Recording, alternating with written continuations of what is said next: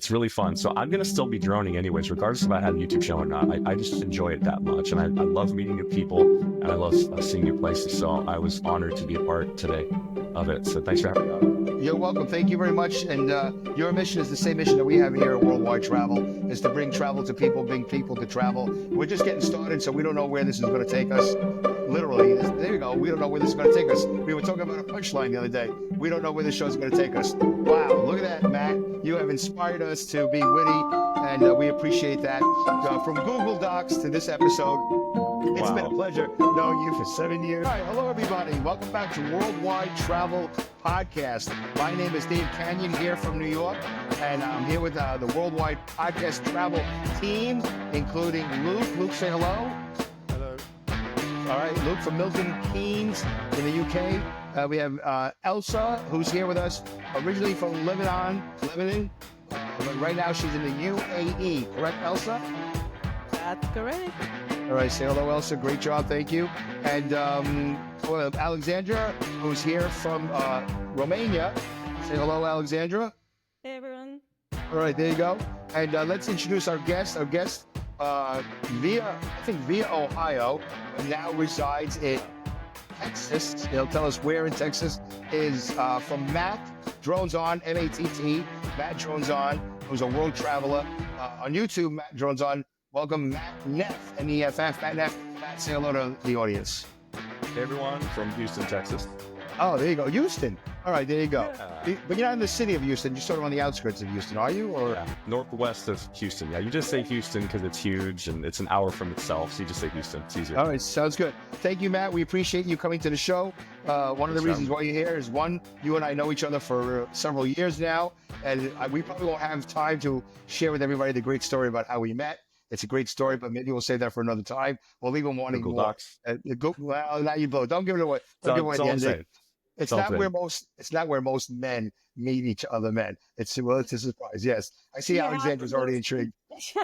Now you have to tell the story. You can't just go into it now. You can tell it 20 seconds. 20 seconds, you can tell them. You know. So I tell you 20 seconds? I want to save it for your return appearance. All right. So Matt and I met where most men don't meet normally. We met at Google Docs. Right? Yeah. Have you ever heard of meeting anybody at Google Docs? No. No, we're the only ones. We're the only ones. So Matt and I were going to a conference. We didn't know each other. So Matt's over here. I'm over here. We don't know each other from a hole in the wall. But there was a Google Doc. If you needed a ride from the airport and or wanted to share a hotel room with somebody, a roommate who was not an axe murderer, you would, which is there's a reason why I say that. You would get on this Google Doc and you would type in your name and your information. You would just give it up because it's only podcasters that have access, I guess. Right. Maybe axe murderers, I don't know. But if you put your name and you want a ride from the airport or a roommate at the hotel. Yeah. So Matt put in his name, I put in my name, but I never knew him. This is before Matt Drones On. Matt also has a podcast called Entre Nito, where he interviews, he used to interview other entrepreneurs. So I didn't know he had that. And I was barely doing Dumbing It Down with Dave and Dave's Fit Life. So we didn't know each other. Totally separate. He's in Ohio. Total strangers. And I'm in New York. And so I see his name and I reach out to him for whatever reason, because he was willing to pay half of the room. And that's why you want to get a roommate. So, and he, but Matt was hesitant to respond to me. And oh my God, why, Matt? That's normal. I know. Yeah. Normal. But there was no particular reason, right, Matt? You were procrastinating. No, it's just normal. I'd be like that way. I don't even answer my front door. I'm like, somebody's at the front door. I just get low and I'm everybody be quiet. Oh, yeah. But the phone, I remember we did a speakerphone call with my wife, Desiree, and your wife, and the four of us were talking and just like, so we good? And like, everything like, okay, yeah, I'm in education and I'm a truck driver and all those things. So I was just like, okay, seems good. Let's just roll the dice. And so it was great. It was great. But I pushed the issue because I think I messaged you we were getting close to the date. Yeah. And neither one of us had found our match, our Google Docs match. So I reached out and he goes, yeah, I've been busy, whatever it was. And then we got on the call. Yeah. So we agreed that we would share a room, right? I think I might've booked it. Or whatever. And then when we hung up, the funny thing is when we hung up, our wives, who also don't know each other, even less than we know each other, because we talked on the phone, said to both of us respectively, how do you know he's not an axe murderer? Right. And probably at the same time. At the same time, how do you know he's not an axe murderer? And I went, I don't know. But why would somebody want to go to a podcast conference to murder me via an axe? So we both took a chance, and that was 2017, and we've been pretty good friends since then. And we shared a room, and I think you actually said it out loud. I think you said, "Hey, good thing you're not an axe murderer, because this would have been a really bad weekend." So, I wanted to clear the air just to get it out there. Like you would have to admit it if you were, you know. Yeah. So there we go. And if I was an axe murderer, I wouldn't have worn the pajamas that I wore, which you were very. Oh yeah. Yeah. He bought these like old 1950s like TV pajamas, like the Dick Van Dyke Show. Yeah. They might not know that reference, but I was one smoking jacket away from being Father Knows Best for something, for Leave It to Beaver or whatever corny show from the 50s. Yeah. So anyway, so that's it. So we met on Google Docs. There's really no two men in the world that could probably say that out loud and be comfortable in our masculinity. I was going to say, or admit to it, if that never heard of any other two people meeting via Google Docs, and I've never ever heard of ex murderer finding his next victim on a Google Doc. So that's true. Yeah, that's true. We're trailblazing. Yeah. Okay. Yeah. All right. So that's it. So there's that story. I was teasing it for another episode, but we just got it out loud. But remember, guys, we're on a time constraint, so let's get right to it. Matt went from podcasting with Entre Nito and went out and got himself a drone, and then a different drone, a much bigger drone, a huge drone, one of the original drones, and probably weighed 500 pounds. I have no idea. But these are all true statements. True statements. And then he graduated to much more high tech, and he takes that drone, he travels around the world, and goes to all different countries and locations with his family, 99% of the time, if not all the time, always with his wife, Queen Sherry. And do we still call her Queen Sherry? Is she Queen Sherry? Is that it? Who, my was? Yes. Desiree? Desiree, Queen Desiree, isn't it? Yeah, there we go. Yeah. Queen Desiree, the Queen. Like, is Queen Sherry like a I know, I forget. I don't know. I'm sorry. I said it before. You didn't correct me, so I'm sorry. All right, so Queen Desiree, of course, my apologies, bad host. And they're going to fire me after the show. It's no big deal. Your last show. Yeah, my last show. Thank you, guys. It's been a pleasure. And your daughter goes with you, Hannah, almost every time, if not every time. And your son does not travel with you for the most part. He's older and he's on his sometimes, but he's older and he doesn't want to hang out with his parents. So okay, right. Oh, yeah. Well, he doesn't know what he's missing. Because you have a good. Go ahead. Yeah. 3 trips. Yeah. So Isaac's 22, Hannah's 18. So Hannah still lives with us. And so she gets to go on these trips if she wants to, or she can stay home in Texas. It's fine. Okay. So we definitely all have a lot of questions for you. We've checked out a whole bunch of videos. I think you have 200 some odd now or something like that. There's like 200 and almost 300. Yeah, with like 289 videos. Yeah. Of different lengths. You don't have a set length and all over the world and all this stuff. I know Luke told me the other day that he was all fired up. He had a whole bunch of questions for you. So, that's so nice. With all due respect to Elsa and Alexandra, I'll give it to Luke. He's I know he's chomping at the bit, and we have a little bit less time because we messed up the Eastern Standard Time and Daylight Savings Time. So Luke, fire away your best shot at Matt from Matt Drones On from Houston, Texas. Yeah, so I've been watching your channel this week, Matt, and yes, sir. Thank you. Your channel is quite unique. You're the first drone camera channel I've found, and I watch quite a lot. Oh, really? Of channels. Okay. So, yeah. And I also noticed as well that a lot of your videos are based around nature. Like Ireland's really beautiful, Nice as well was beautiful. So is that like a driving factor that how you choose your destinations? Oh yeah, absolutely. So how it started briefly. I have a friend named Chris who. Great story. He's a recovering drug addict. So he's been clean for 12 years, but he has 9 fingers. It's a whole nother story based on drug addiction and painkillers. And so he shares this story. He has 9 fingers. His name's Chris. He's a sweet guy, married his kids, and been clean 12 years. But he had a drone for sale. And is it okay to share my screen really quick? Can I show the image of, okay, I know we're like, I'm learning this content, but so this is our business we had called, so we had an ATM business where we did ATMs for events and gas stations and all these other things. And so we have this event business. And so my friend, Chris, said, what if you, I have a drone for sale. What if you like got the drone and used it for events and things like that? And I thought, oh, that's a great idea. So I buy the drone and I'm thinking, okay, we're going to use this to recap. And we had a bus. Let me try to go in order. This is my wife, Desiree, and I. So we bought this bus, and it's an elementary school bus. We had it painted like a cow. We had decals in the front, and we would go to fairs and concerts and festivals and things like that too, and just set up the ATMs here. It was also titled as an RV, so I could camp in it as needed too. So that was the whole point, was to use this film of festivals and events, put it on our Instagram page, and maybe get more events.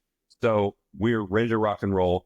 Then COVID happens, and that shut everything down, as understandable. And that shut everything down. And so I think part of it was like mental health, like a way to have like good mental health, because the government's like, don't go outside, don't be near people, social distance, all these other things. And so I have this drone, I have no events, and I'm like, you know what, I just need to go outside. So it forced me to go outside even more. And then something about flying my drone up 200-300 feet and looking over really beautiful areas and just helped me, I think, mentally, seriously, like mental health just helped me to like realize, okay, we're going to be okay. It does seem like the world's ending. We all thought COVID was going to be over in 2 weeks, which it, of course wasn't. And that started it. So, and I think too, for me, I think maybe just an American culture, and I feel like everybody, we're all the same here as well too, where we have a very busy culture and there's things on our to-do list and there's all these things we need to get done. Droning has helped me, forces me to go outside and slow down and stop and smell the roses and just take time to, you know, focus on nature, focus on our world, focus on beauty. So that's kind of where it started, was like the outdoors. And so I started droning at local, like national parks and state parks in my area. Started there, got better at flying the drone and taking more chances, crashed the drones here and there, but bought another drone, different things. And so pretty much 5 years I've been doing it. So trial and error, but it's just like, I don't know why I love it so much. You think I would get like tired of it, but for some reason I still love it. And so, yeah, I've got to go to Dublin and different places, and Spain and Ibiza and all these. And I have so many on my list that I want to go to. It's been great. So, yeah. So what's next? Look, what else? Oh, go ahead. Go ahead, Alexandra. So, I'll let Luke speak in a second. But yesterday we were, Dave and Luke and I, we were having a conversation about, you know, what's next on our travel list. And I came up with some pretty shocking ideas, apparently. But I'm not gonna tell you what it is. I just want to hear from you first. What's next on your list in terms of places you want to see, and is there anything on there that you think might be shocking to us for whatever reason, like be it safety reason, be it whatever else? So yeah, no. So we've got to go on some trips. So I try to, I don't know. I feel like there was I don't know where it comes from. It was like a teacher or something where they talked about, when they had these students come in and they were talking about how to fit the big rocks and the sand and the water and the pebbles into this jar. And the students were trying to make it work and they were putting them in the wrong order. Well, the answer was that you put the big rocks in first, and then the pebbles, and then the sand, and then the water, and everything will work. So the point being, for us, it's that important that I get to travel, my wife gets to travel and see the world. Those are big rocks to us. So we try to have 3 trips a year. We try to do a local, a national, and an international trip. And then we plan it out. We put in our PTO from our jobs and we get it all planned out. We figure out how much we have to save to get to it. And we have a list that's a shared, collaborated list that's like, okay, we've seen some of Ireland. We need to get to Northern Ireland next. We need to go back to England. Some friends of ours just went to Romania, and it was, the content they showed me was incredible. So I was like, okay, adding Romania, there's so many places I want to go. But with that, yeah, I have to be so like focused. And another thing too is that, like, we'll have favor. So I try to follow the favor. It's another one of my favorite kind of quotes and ways of doing life, is that if you have favor with a friend or a relationship or someone, that can open up a lot of doors too. So instead of just kind of spinning the globe and randomly trying to figure out where we're going to go, I'm going to think, okay, who do I know lives in those areas that would be kind of a safer place to go, will give me understanding. So for example, that's why we just went to El Salvador, because a lot of people from our church are Salvadorian, and they were talking about it. And I started researching President Bukele and how he's cracked down on the gangs there and all these other things. Has a 92% approval rating. So I just started learning more about it. I'm like, this seems like a safe place to go. It was very inexpensive. You got a lot for your money. So future, Finland, Romania. I'm trying to think. I may have a list around here somewhere. But to start, England. Sorry to interrupt. Just El Salvador is maybe it's starting to be safe now, right? But perhaps like 1-2 years ago, that is not the case at all. So right. It's a little intense. I mean, it's kind of Central American based in the sense of if you're a part of a gang or look like you were part of a gang, they would just like imprison you. You know, there's community dogs in El Salvador. There's dogs when you go up into the mountain countries and mountain area. It's more remote, and there'll be dogs just like laying in the streets, just like hanging out, dog day of summer. And if you hit one of those dogs accidentally or intentionally with your vehicle, you could potentially go to prison for 3 years. So it's like they're very protected. If you steal something in El Salvador, it's 20 years in prison, and they're like super prisons, like high maximum security prisons. So I feel like part of it is kind of taking some lessons from Singapore, because Singapore is very strict. You know, there's no littering. You throw gum on the grounds. You know, there's stiff fines. So it's interesting. I mean, that's a whole nother topic of freedom of speech and freedom of life. But they've taken it from some of the most dangerous areas, and now you can just stroll through and just feel super safe. We felt very safe when we were there. So that's the thing, you know. It's like it sounds very extreme, but those people probably they've lived under permanent stress and permanent violence for God knows however many years. And so now with those lessons in mind, you know, for them this is probably like a huge blessing that this is happening. Even though it may sound like, oh my God, that's so extreme. And sure, absolutely. Before we send it back to Luke, Elsa, did you have something in mind that you wanted to get to Matt before? Because we have to be really wary of the time. So I want to give everybody a chance here. You're muted again. We can't hear you, Elsa. Okay, now can you hear me? There you go. Sounds great. Yeah. Right. Okay. Well, yeah, I was watching today the some of the videos, including that of Ireland and that of Ibiza and Mallorca, and I don't know if there is any experience, for example, that really marked you in a very particular way, maybe in these countries or maybe somewhere else, that like, oh, this is something that I will remember for long. Yeah, I think it, you know, kind of how we opened the show today was making the joke about Dave and I meeting on Google Docs and like the whole risk That's part next of it. You know, level.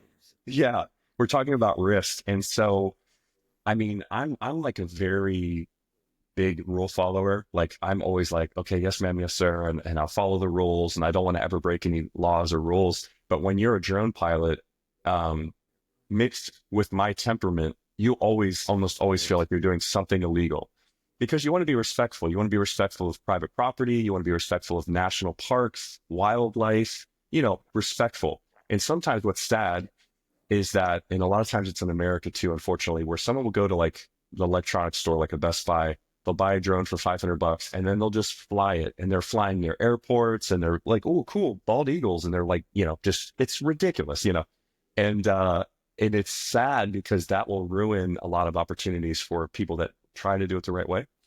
So when I was in Ibiza specifically, there was a place called, I just think it was like this kind of rock formation in Ibiza.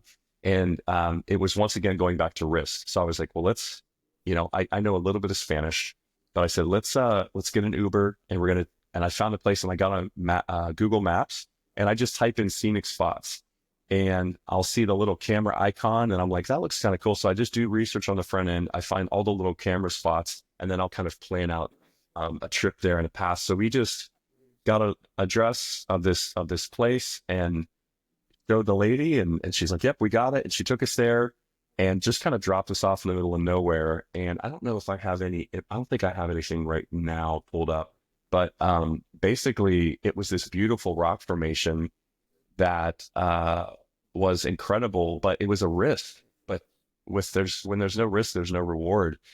So I'm battling, okay, can I film this?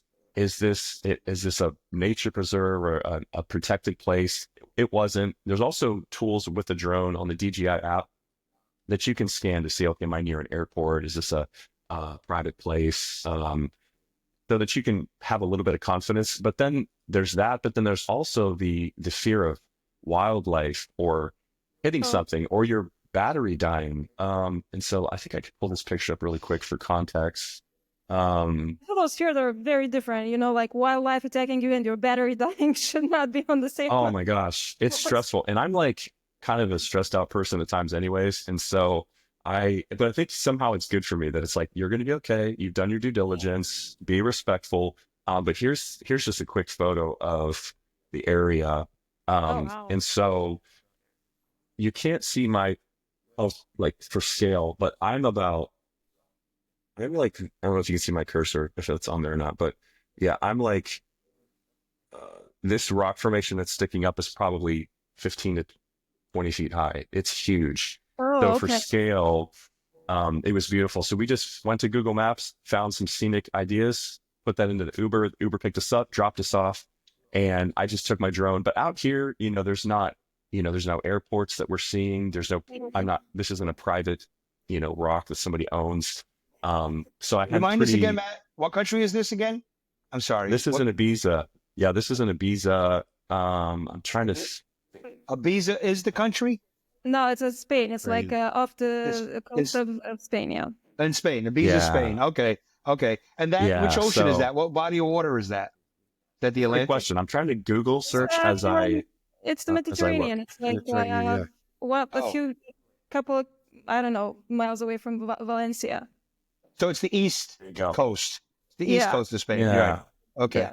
Okay. Yeah, I'm trying to, and there's the exact, I apologize. I trying to find the exact name of this place, but yeah, beautiful area. Oh, this is it. That's Cala Roja. That's what it is. Cala Roja. Yeah, just a beautiful place. Okay. And so it was beautiful. It worked out really well. So it's just a balance of, being respectful, doing your due diligence, putting yourself in other people's shoes, being respectful. But I would rather, if I can, try to get as much authorization on the front end, because then I can fly freely. And if somebody questions me, I'd be like, well, I talked to so-and-so and they said it was okay. So a lot of times what I'll do is we love Airbnb. And so if I have an Airbnb, my wife knows this, we're going to Prague in May, and I will book the Airbnb based on the location of where I can drone safely. And because I don't want to be right next to an airport, because my drone won't even take off. It's a no-fly zone. So I wouldn't even be able to physically take off. So little things like that are, I'm like, oh, it's got a patio. Okay, I can take off from the patio and then capture the city this way. So it's a lot of fun. So there you go. Hopefully that answered your question. Matt, great shot. So Luke, you were all fired up, dude. How many more questions you got? Let's see if we can do a rapids thing here. Let's see if we can get this. No, it's fun. I appreciate the questions. It's a lot of fun. So, as you just said, you're going to Prague soon. We was in Prague last year, and it's one of the best places we was. It's an incredible place. Yeah. So but onto my notes quickly. I noticed you had a problem in Monaco with flying your drone. Oh my gosh! Was it a bureaucratic problem, or was it something else? Yeah, so I did not even try Monaco. Just from doing research, kind of how I was saying earlier, I'll research a country, I'll research the drone flight patterns, I'll research, for example, we were one day after the Monaco race for Formula One. So they will do no-fly zones or temporary no-fly zones, where normally, let's say you can fly in an area and you're fine, but if they have an event or a concert, or if the president or somebody's coming in, they will do a temporary no-fly zone. And if you break that, then you're in huge trouble. There was a guy who somehow got a drone in the air in Las Vegas at one of the Formula One races, and they fined him $80,000. because he was trying to fly his drone to get content of the cars. So I'm thinking, so this is what I think about. I'm like $80,000 and bald eagles and nature and, you know, private property and things like that. But it's still really fun, you know. But yeah, so for Monaco, where there are cameras like every couple hundred feet, and the fact that it's its own kind of country, in a sense, there are police officers everywhere. I don't know the exact ratio, but it's like, you know, 12 citizens to one police officer. It's insane. Lots of cameras. So, you know, I honestly, like, this is another discussion, but like, I honestly don't have a problem with it because I'm not trying to do anything illegal. But I'm definitely not trying to fly the drone. Maybe technically I could get away with it, or if we maybe rented a boat and I was out in the ocean and I could fly up to the city. Don't get me wrong, I would love to, but I'm just, with MAC addresses on drones, flight patterns, you know, it's registered with the FAA. So they know what you're doing. They know how fast you're going, where you're flying to. So now, if I was able to get official permission, that would be a totally different. I would love to, and I would be very confident in doing it. But yeah, I mean, some people just do it and ask for permission later, but I don't know. I don't want to have a bad name for drone pilots. And I also don't want to spend $80,000 on fines. Right. So, because I don't have that kind of money. I don't know if you guys do, but I don't have 80 grand just laying around. So, No. So Matt, do you have the license, the commercial license, the 107, whatever they call it? Yeah. So I'm currently working towards it. I thought it was like pretty intense. It is so intense. I mean, there's a really great, it's called like m0a.com, and it's to train to become a pilot to fly an actual plane. But in there's the 107 license. And when you get the 107 license, it allows you to get paid, which is the biggest thing, and gives you a couple more features. But yeah, the 107, the testing that I'm doing is like 17 sections, and each section has about 12 parts to it. And the videos range from 5 minutes to 25 minutes. So it's hours and hours and hours of content, and you have to know flight patterns and things like that too. So you have a lot of benefits flying just as a hobbyist. But if you want to go to the next level, start charging for real estate, partnering with hotels and getting paid, which would be great, you have to have your 107 to do that. So I currently don't, but I'm working towards it. But I've been able to, you know, get a lot of content legally, which has been great. So. That's good. And so what we also know is that by watching your videos, you don't only drone, but you also stick it. I don't know what the words are. You have your stick, and the like the Osmo and everything, like the You're on the ground, so you get ground footage, and you travel with your family. You don't have a 360, which surprises me. It's probably on your list. You're going to get a 360. I know you are. So because then you don't see the stick and you just cover the whole area. It's pretty intense. So let me ask you something. You're traveling with your family, your wife, your daughter, your mom one time. Sure. Which was an interesting video. Kathy. What's that? What's the name? Kathy with a K. Yeah. Kathy with a K. Kathy. Yeah. K is a great letter. So when you travel, do you get pushback? Because I know with my wife, she would say, "When are you going to be with me? When are you going to be with me?" Oh, yeah, every time. But I have to. That's another minefield that I have to navigate too, because I've definitely done it wrong. The good news about drone batteries is they're about 18 minutes long. So okay. So I'm like, listen, this is just 18 minutes, but then I won't use the whole 18 minutes, and then I'm looking. So it's not easy. It is a discussion at times where I have to be relevant, and my wife is so gracious that she gets it. So it's like, and I'll have to plan out the itinerary. Okay, in the morning, I just want to capture the sunset, and then I want to go here and go there, and that's it. And then when I'm done, the batteries are dead. It's it, you know. So it's tough because I just love to capture the content because, you know, for example, when we filmed the Custom House, which was in downtown Dublin, which is a really great, amazing historical building. We got some really great content, but at the end, it's kind of like famous painters. Not that I'm saying I'm a famous painter, but famous painters do that where they may paint themselves into the canvas, which is kind of like a wink and a breaking down the fourth wall and the whole thing. So near the end of the video, it's got this beautiful Irish music to it, and it's showing this beautiful building. But down in the right corner, we're about this tall, is Desiree and I. And we're just kind of frozen in time in that, where at that time, I think I was 43 years old, 44 years old. And you get to see that like 10, 15, 20, 30 years from now, our kids or grandkids can see like what mom and dad or great grandma and grandpa looked like back then. This is what they were doing. And I just love the historical kind of archive part of it. Like I'm like that dad that's got the camera on the shoulder back in the 80s, but I'm capturing, I have my son's first steps on the beach and things that we still have today. Now he's 22. So that's really important to me to capture that. And yes, there's the mental mindset of like be in the moment and just remember it in your mind. But I'm like, I'm going to do both. I'm going to be in the moment and then I'm going to fly the drone and capture it from 200 feet as well in 4K, 60 frames per second. So.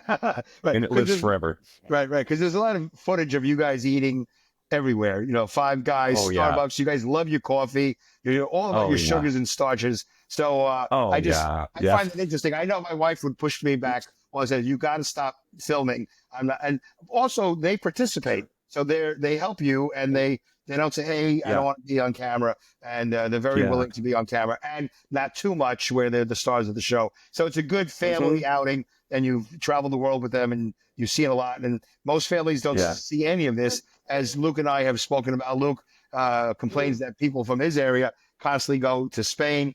People from New York constantly go to Florida. That's their mentality. But that's the go-to.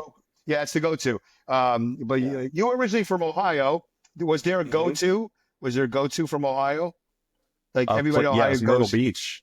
Yeah, it was Myrtle Beach. That was the place. So much so that people would make jokes and it would be a picture of the state of Myrtle Beach and it would just say like Ohio or, West Virginia or just very strange. So that was the go-to. Yeah, that was a budget vacation you could go to. Pretty great. That's the closest great water you can get to. Right. So there you go, Luke. So you have the English mentality, right? You have the New York mentality, and now you have the Ohio mentality. So people find their location, and then the flock follows. Copy and paste. Copy and paste. Yeah. There you go. Luke, what else you got? I want to give you a chance here. When you're in Prague, you have to go on the walking tour because it's amazing. Okay. Yeah. So I'll give you some recommendations off when we finish the recording. I wanted to say as well, your content, your videos are beautifully made. Thank you. The way you put the music on top and the drone footage is beautiful. Thank you so much. And I wanted to ask as well, because I've noticed you've been to a few long haul flights, and he was in Brazil this year. So I saw some of the footage. Yeah. I wanted to ask you, have you ever had good airplane food? No, that's a quick answer. No. The closest was we got a kind of a first class upgrade. When a plane has it's just the front of the plane, but it doesn't get its first class. Like maybe the seats are a little bit bigger, but the food, we were in the Madrid airport. Yeah. See, we were flying from Madrid to Barcelona. That's what it was. The Madrid flight was awesome. We got upgraded to the front of the plane, which was still nothing fancy, but the food was actually really good. It was morning. So they had breakfast and they had really good eggs and mushrooms. The coffee was pretty stellar, but that's the only one experience that was, everything else was pretty well. So, yeah. So everybody, go ahead, Alexandra, go ahead. Sorry, no, I just, I read this thing that it's not that airplane food is bad. It's just that because of the altitude, that your taste buds get dulled or something like that. You stop tasting flavor, basically. I don't know if that's true. It's just something that I've... That's interesting. No, be. Not really. That's me. So maybe, I don't know. I love airplane food. I love airplane food. Go ahead, Matt. Well, the coffee's good. I have a friend named Antti Novosa, and he is a great bass player, but he is a world traveler. That man, he's from the UK. One of the greatest bass players I know, but he has 5 different Amex cards, the different ones. And with his business, he'll put the charges on there and stuff, but he is brilliant because he will fly business class, which is I've seen him spend up $15,000 to $20,000 was the ticket, but then he had points in some of their system where it was $70, $70, less than $100. And so he'll record it with his phone and social media, and show the 5-course meals and when he's eating and he's playing Nintendo Switch at 30,000 feet. I'm so he is next level. He's where I've learned. But what he'll do is, I know he's gone to the UAE a lot too, also, where he'll just kind of route this crazy, nonsensical international flight plan, but then he'll get so many miles and so many perks. But he's a single guy. He's got the time to travel and things like that. But it's it's incredible. So I'm like, man, Anthony, that's the next level, you know. Being single or no, that's you're misreading it. Yeah. Okay. All right. So for everybody that is not familiar with Matt Neff and Matt's Netflix, I sent you that suggestion. Wow. Have you heard that before, Matt? That you I have not. Netflix, Netflix. That's pretty good. I've just heard nepotism. I've heard that's a Neff. I've only heard it negatively. This is your Netflix over here. So your number one video is best places to visit in Ireland, 2025 Dublin, 8.9 thousand views. That's about a year ago. So I'm just letting people know that you have videos that people are looking at, and you've done very well with them. Exploring the only Jellycat Diner in New York City, 7,000 views. And these are new. The Ireland one is a year ago, and the New York City one was 11 months ago. A walking tour of Adolfo Suarez, Madrid, 3,500 views. So yeah, you got a lot of videos here with thousands of views, and people are watching it, and I'm sure they're all commenting how great the footage is, and that must give you a feeling of satisfaction. And it's fun. No, I appreciate you for doing the history. That's amazing. Yeah, we've had over 150,000 views on the channel, and then what's really fun is that I've been able to save about $5,000 in bartering. So I'll go in and drone for an Airbnb, and they'll give us like 2 free nights. When we went to Dublin, I got some content, and I saved $2,100 on that trip. They just said, we'll take 50% off the cost of the trip. So when you mix points for flights, you just charge everyday things with, the Capital One Venture X card's really good. We're working with the Air Canada card right now, which has been pretty good. You'll get like 100,000 bonus points, but our flights to Prague round trip are free right now. So I want to shameless plug this too. There are 2 Matt drones on. I don't know the other guy, but this is the logo. Just so you all, if you get a chance to check it out, there's 2 Matt drones on. I don't know the other Matt drones on. His is like a picture of him holding a drone, this little white drone. This is the one. If you all want to check it out, if you get a chance. So we drive people to the right place. Thank you for letting me do the shameless plug. There you go. Well, we are 30 minutes past the hour. You have a heart out because you are about to go house shopping. Yeah, which is great. We're going to look at a house potentially. Yeah. So you're really going to cement yourself in Houston, Texas, or somewhere in that area. And I can still fly out and go anywhere in the world. So right. I'm sure you're going to get a house near an airport, not because you're not worried about droning from your house, but you want to be able to commute right away and get to your next location somewhere around the world. Just run out. Right now. Let's go and take the cash cow with you, or maybe not. I don't know. But anyway, so Matt, we have a million more questions for you, but we don't have any time. We started late, thanks to daylight savings time. But hopefully you'll come back one day soon. Love to. And by that time, you would have visited, I don't know how many more countries, how many more hours of drone footage and walking footage. Send my best to, so real quickly, send my best to Queen Desiree and the family, and Kathy with a K. Give us a quick how to find you, and don't worry about it because we'll put it all in the show notes. But okay, thank you. Give a quick goodbye there. Yeah, we're on Facebook. We're on Instagram. Just look for that red, black, and white logo under Matt Drones On. YouTube's the biggest one that we're just trying to grow. So it's really easy to share. And ideas. If there's places that are pretty amazing that, we'd love to know about it. Like I said earlier, we try to follow the favor. So if someone's like, I know a place you can stay that's cheaper, or you have to check out this place, that just saves us so much time. And ultimately, I don't want to make it all about me. I'm really grateful that y'all had a chance to check it out, but it's like, I really want to help people experience this amazing world and all the people in it, and then also save time and save money to see what it's like to do some research. Because if you're thinking of going to Ibiza or Nice or all these other places, I love that I could help share that with everybody else. And even the travel that we did with the Virgin Voyages, what to expect, that's doing really well. It's really fun. So I'm going to still be droning anyways, regardless if I had a YouTube channel or not. I just enjoy it that much. And I love meeting new people, and I love seeing new places. So I was honored to be a part today of it. So thanks for having me on. You're welcome. Thank you very much. And your mission is the same mission that we have here at Worldwide Travel, is to bring travel to people, bring people to travel. We're just getting started, so we don't know where this is going to take us. Literally, there you go. We don't know where this is going to take us. We were talking about a punchline the other day. We don't know where this show is going to take us. Wow, look at that, Matt. You have inspired us to be witty. and we appreciate that. From Google Docs to this episode, it's been a pleasure knowing you for 7 years. And Google Docs is no longer our little secret. Apparently, everybody in the world is going to find out where the good places are to meet other men.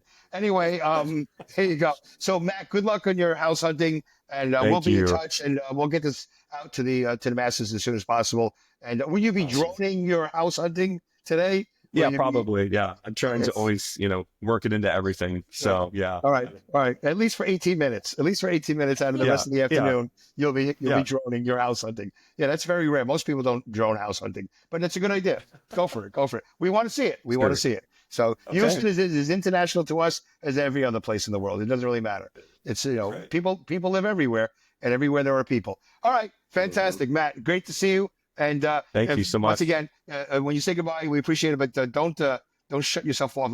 Well, however this upload thing works. I'll just freeze. I'll back away slowly from my keyboard. There you go. Thank you. Please step away from the camera. All right. Thank you, Matt. Good to see you. Thank you. Thanks. Thank you, Matt. Great to meet you, Matt. Thank you. Absolutely. Thank you, Matt. Great to meet you all as well. Yeah, thank you so much. It was so super fun. All right. There you go.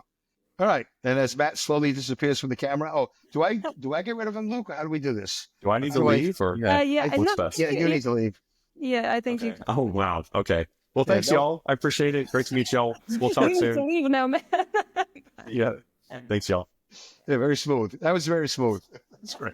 We got to figure that out. I don't know how to do this. All right. There you go. Now we can start talking about him behind his back. What was that, Luke? We can edit that part out. I think we are. I'm pretty sure we are. Although it's funny, we'll save it for the outtakes reel with the Christmas show. All right, so the next one that we have to be wary of is Elsa. We've been going for 41 minutes now. So we got 19 minutes to go, and then we'll make it an hour. So, all right, so anybody you want to jump in and any thoughts about Matt's channel, Matt Drones On, or what we talked about, his travels? I'm delighted we had Matt on. Yeah, it was good to talk to, and hopefully he comes back in the future. Yeah. I didn't get to even half my questions, so yeah. No, I'm sorry. Yeah. Me neither. Well, sorry. Yeah, just go. No, go ahead. No, I was just going to say, I had so many more questions for him. I mean, he kind of touched on, I think, the main topic, which kind of ties into what we've been discussing, around travel mentalities and things like that. Because one of the reasons why people go to the, to back again and again and again to whatever place they know, is because it's kind of hard to do all of that as an adult with a full-time job and a family and a kid and all of that, right? And I think that Matt has a lot of insight into like how to do that, how to travel the world with a family and children and all of the responsibilities that come with that. He did touch upon that a little bit, but I definitely have a lot more questions for him. Like what I got, like my take so far from what he said is that you gotta be really, really organized, like with the lists and the docs and everything.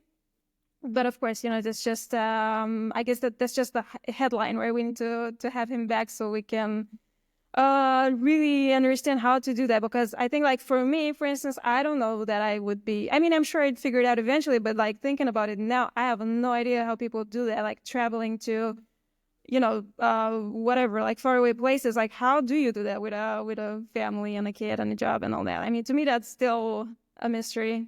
So definitely something I want to explore. Yeah. Elsa, any takeaways? Of course. I was very happy that he spoke about the due diligence and how to do that, especially in content creation, because like there's a lot of times there you have restrictions, you have policies here in the UAE. It's very regulated, so everything needs to be well studied before you come and you do your thing. And so it's good that he spoke about that, because I'm more into the myth busting parts of travel, because like for me, I am used to travel, and sometimes I travel literally for free for work, so it doesn't really apply to me to think, for example, kids, full-time job, etc. It's a different reality. But the thing that I really encountered a lot of, let's say, learning in is how to navigate, for example, the legalities in here, and how to respect the rules of each country you go for, because a lot of times you do something and you realize that this is something that can be illegal or can cause you trouble in any way. So that was something great to learn from. Like, do your research, do your due diligence, and be aware and be ready and prepare beforehand. Yeah. A lot of planning and intentionality, which is a problem I've had all my life, is living unintentionally, and then you don't vacation. No, it's true. We, my wife and I went on this seminar thing, for, what do they call it? Timeshare. It was a timeshare. Oh, wow. Well, I know they must have them on your end of the world too, where they try to get you to buy into a timeshare. And the guy was telling us, oh, but this vacation. And at that time, my wife and I really had only, I think we might have been to Italy in now 30 years of being together. And that was it. Like, we never really took a vacation, 5 days, 7 days, fly. And we just take days, like a weekend or Friday, Saturday. And he looked at us like, you guys don't go on vacation? I go, no, we pretty much can't afford it. And we never plan it. We wake up Saturday morning and go, hey, how do you feel? Okay, like we don't, not like Luke does with Nelly. They really plan. So that's one of the things I also got, Elsa, is that he plans a lot, and the budget, and they go with the favors, who they know, where they know, and sure, why not? It helps, and it hasn't slowed him down one bit. He's been all over. His channel proves it. He's been all over the place, and it's pretty hard to talk about it if you don't have the footage. He has the footage. He has the receipts, as they say. So planning and intentionality, and I hope to do that in my later years when I have left, that I can be intentional. Luke, how about yourself? And by the way, everybody noticing, Luke is wearing his team's colors today. He's got his Coventry shirt on. Very proud of the 3-0 victory. Just want to say that out loud. I support Luke and his football aspirations. And you watched that on TV. You didn't, You didn't go to the TV. TV. Was it a sold-out stadium and all that other stuff? Yeah. And everybody drinking lager. And you celebrated a little bit before the show with your. I saw that your what is that? Artello. What do you call it? Stella Artois? Yeah, that's right. It. Yeah. There you go. Is it legal now to drink alcohol at a game? No. No, right? No. No. Not in view of the pitch. No. No, because people get very, very passionate, if you know what I mean. Wait a minute. All these football matches that I watch on TV, people are acting insane with their flares, and they're chanting, and they're jumping in and out, they're banging the drum, they're going crazy with all those songs. Sober. No. They're drinking. It was a big thing in Qatar, for example, when I was working in the World Cup. It was a big thing. What's the big thing? That they don't drink? They don't drink. They don't drink, and a lot of people were not happy about it. And then there was a lot of controversy related to that topic. But then the Qataris did an amazing job afterwards, and it went very, very well at the end. But it caused a lot of controversy. But I think this is a recent rule. This is a recent development. I'm sorry that we're sidetracked with this. I don't believe this for a second. I think you guys are pulling my leg all at the same time. In America, we drink every time, everywhere, all the time, outside the stadium, inside the stadium, in the bathroom, online. It's like there's no stopping with the drinking. And we eat too. Of course, we eat, plenty. But, and you're telling me no. You're telling me honestly no. They're drinking. Believe me, they're drinking a lot. But not in view of the pitch. They're not. It's illegal. You cannot drink while you have a vision of the pitch. Premier League, Champions League, Wrexham, all of them. You cannot drink in view of the pitch. Yes. Yeah. I'm calling BS. That's crazy. Why would you do that? Heineken and all those sellouts, they're all okay with this? So where's the sales? They're selling a lot, believe me. Well, people say, first of all, I'm pretty sure that everyone already, by the time they're coming to the stadium, they're already, Okay. Yeah. All right. That explains the pubs. That explains all the pubs. All right. I didn't know that. I promise you, I bet you 99% of Americans have no idea.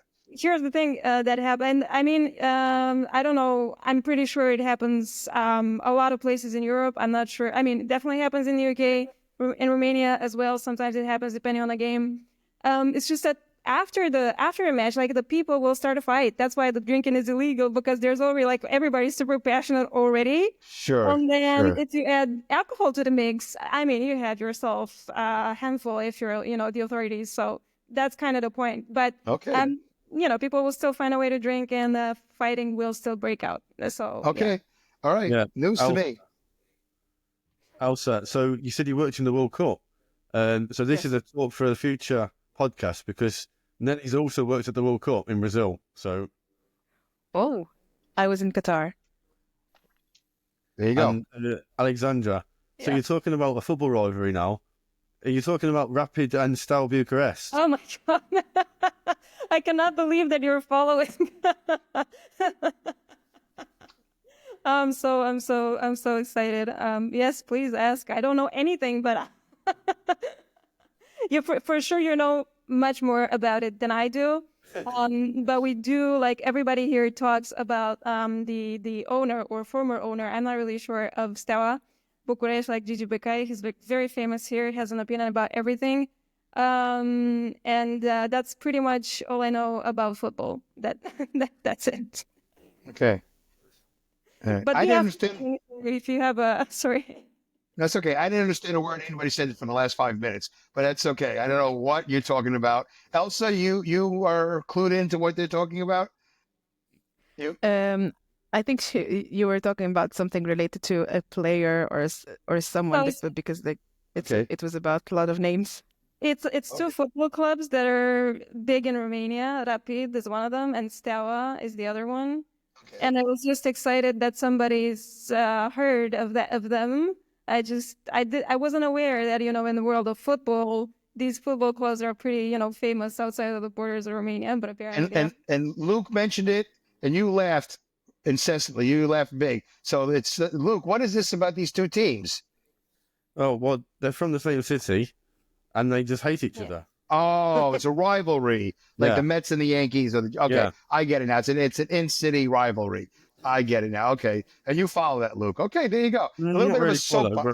But you're really aware of it. But I know about it. Yeah. There's a story there. All right, people love rivalries. In-city rivalries are always great. We have that in New York, and it's fantastic. Can you drink it at F1 or cricket or? Cricket, I think you can. Yeah. Okay, because nobody cares. Because nobody gets angry. I'll fight a cricket, I think. Okay. You probably could drink at F1, I assume. Well, maybe. I think there might be a fight at the India-Pakistan match, but that's another story. Okay. All right. So there you go. All right. I didn't know that. So I just learned something I never knew, that you don't drink at any of the football matches. But that's probably not how it goes in Mexico or in Germany. That's just English rules, right? That's European rules. In Germany, you can drink in view of the pitch. Okay. All right. In view of the pitch. I love the way you say that. Okay. In New York, in the United States, it's like in the car, in the parking lot. We tailgate.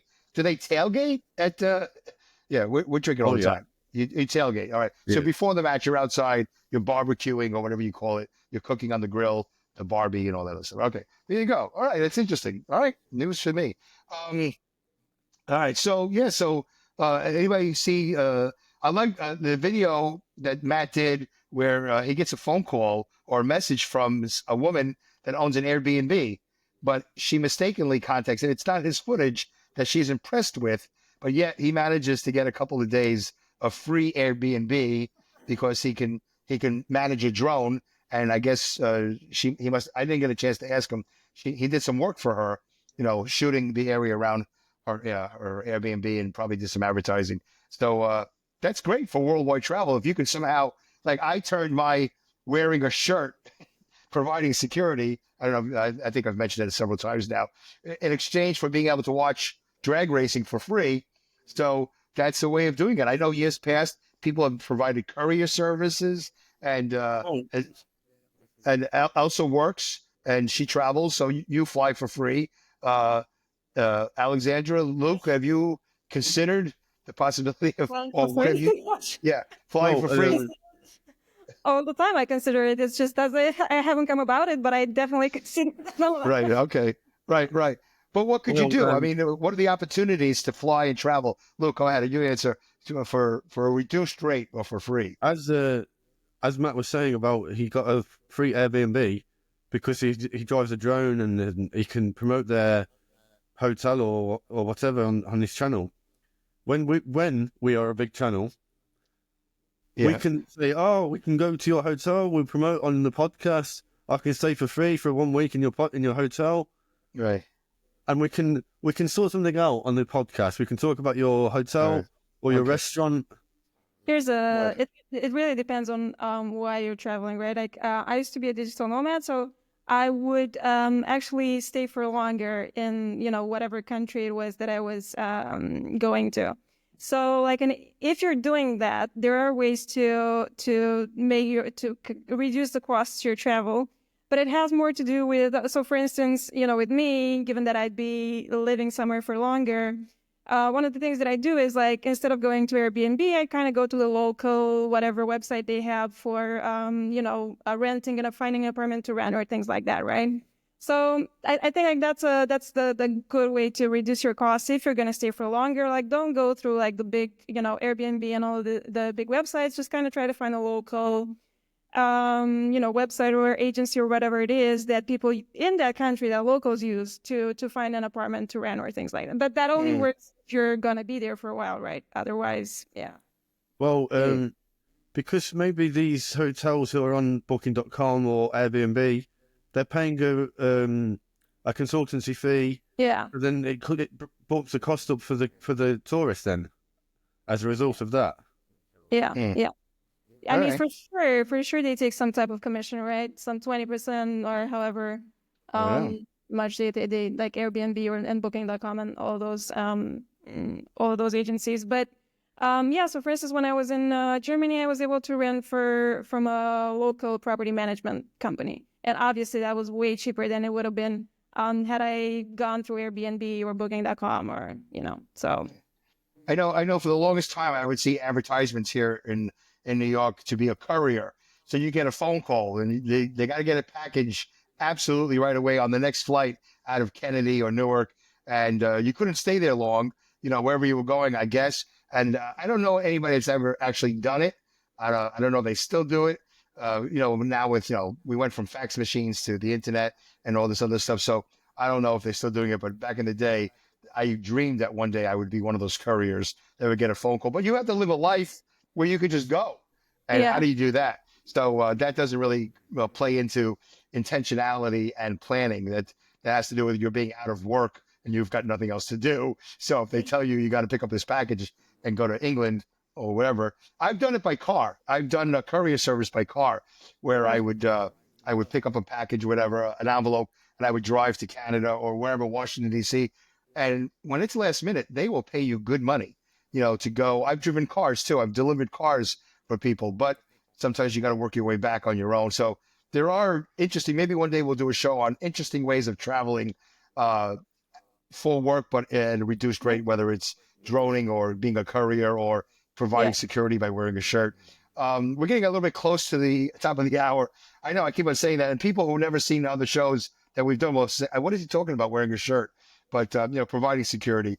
But it is wearing a shirt. That's all I did was wear a shirt and drove a golf cart this week. I drove a golf cart, which was really exciting. It was great. It was great. I really should have did footage, but I didn't do it. It's a lot of fun. Anyway, if you haven't driven a golf cart, it's fun. It's a good time. They're fast. They're faster than you think they are. It's fast? Really? Oh my God. They are fast, yes. Well, when I put my foot on the pedal, it's fast. But and also, did I share the footage of my alligator? Oh my God. Okay, we'll have to. Well, I don't have it ready now, but maybe on another show. There was an alligator at this track. There's a pond, and there was an alligator in there, and he stuck his head up, and apparently he eats the turtles. Yeah, I know, Elsa. I'm like, what? How do you have an alligator just free? It's free. It's just like it can go anywhere it wants, but apparently it doesn't leave the pond. It's not a lake. It is a pond. And when I saw this alligator stick its head out, I went, oh my God, that's an alligator. And it's like 20 feet. I was like, it's 20. It's like great. And then I could see all the turtles coming along the shore. They were all swimming like, oh, wait, now he's awake. Alex is awake. Alex the alligator. And we got to get away. So it was an interesting sight. His name is Alex. Sorry. That's all right. Probably Aggie or something, or one of those names. I don't know. But yeah, I named it Alex. AA. So anyway, that's interesting. Let's come back to that. Well, if you want to be friends with something that you're afraid of, they always say give it a name. Say, just make what's your name, and then once you become friendly, they less likely want to eat you. That's right. That's what I've heard, and it might not be true. All right, so Elsa, we're getting to the top of the hour. I promised Elsa we would help her gracefully leave without making a big spectacle of it. But now that I've mentioned it, I guess I blew that one. Elsa's got stuff to do. Elsa, before you leave, let's give you the last opportunity to chime in on Matt Drones On or driving a golf cart or anything as far as travel. What's happening? Yeah, alligator, all that stuff. What do you have to say before you go? Well, I want to see that picture of Alex the alligator, that's for sure. Okay. Yeah. Okay. I got it. I'll send it to you. It's either Alex or Alice. I don't remember. I don't know if it's a boy or girl. And the funny thing is, how is there only one? There should be two, but there's only one. Yeah. And I don't know what happened to the partner. There's a partner missing. I don't know. I don't know the whole story. Well, we're talking crocodiles and alligators. These people you don't trust them. So yeah. No. Yeah. But as far as continuing the family, I don't know why there's only one. I don't know how that works. I don't know how it ended up there. I'm sure there's a great story. I didn't ask anybody, but I was pretty astonished to see an alligator at a public event, and there's no gate around it. There's nothing. There's a sign, with a thing. It says, warning, alligator. It's. But it's Florida. I mean, that's not. I'm pretty sure you're the only guy who's shocked. Everybody else who is from Florida was like, yeah, that's Alex. Yeah, no big deal. There was actually, the truth is, there was a wall of porta potties at one end of the pond, and people would come out of the porta potty and they would walk and they would stand there, they would zip up and they would stand there and they look, where's this alligator? So and once the alligator shows its head, they're all taking the video and all that stuff. But it's right next to the porta potty, so whatever. It's an interesting location, and nobody knows what I'm talking about because I'm not showing the footage. But we'll have to share it another day. Actually, we're over an hour anyway, Alexandra. I know we could talk and talk and talk, but I think we want to end the show. Elsa has to go. Luke, you're going to put all the listing, everything here in the comment section below, right? Yeah, Matt Drones On and all our stuff, TikTok, Instagram, and Twitter and all that stuff. We got to go. Anybody have anything quick they want to say before we go say goodbye? Yeah, I would just like to. Sorry. Yes. Go ahead, Alexander. Ladies first. Yeah. Well, thank you. No, I was just gonna say that if you have two alligators and you can only see one and you don't know where the other one is, that's really bad news. And that's what I. That's true. That's true. All right, Elsa, before you leave. She's all right. There you go. She's waving goodbye. We'll see you next episode. Luke, close it up, and then we'll. I'll hit the stop button. I won't hit the leave button. I'll hit the stop button, and then we'll end the show. Just like to say to the listeners, while you're here, press that like, press that subscribe, right, and share. Support us. We're bringing it to you. We're doing the hard work. We're doing the research. Yeah. Mostly Luke doing the hard work. I don't do anything. I just show up. I like to wear a shirt. That is my goal in life. Anywhere I can just show up and wear the shirt.